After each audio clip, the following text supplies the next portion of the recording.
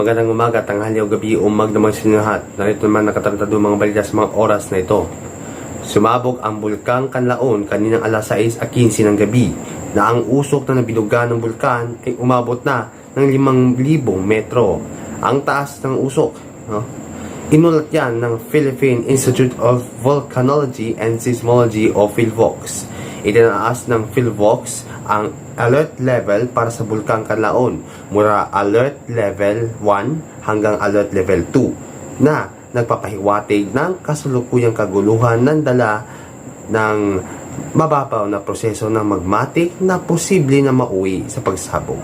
Pinayuhan ng ahensya ng publiko na manatiling alerto at iwasan ang 4-kilometer radius permanent danger zone upang mabawasan ang mga panganib mula sa biglaang pagsabog ng bulkan. Pinayuhan rin ang mga residenteng nakatira sa malapit ng bulkan na takpan ang kanilang mga ilong at bibig ng basa at malinis na tela o magsuot ng dust mask kung sakaling magkaroon ng ashfall.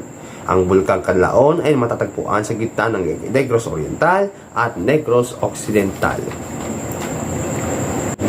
At dyan nagtatapos ang mga nagkatarantadong mga balita sa oras na ito. Manatiling nakatutok sa aking YouTube channel dito sa KH News Patcobody Affairs.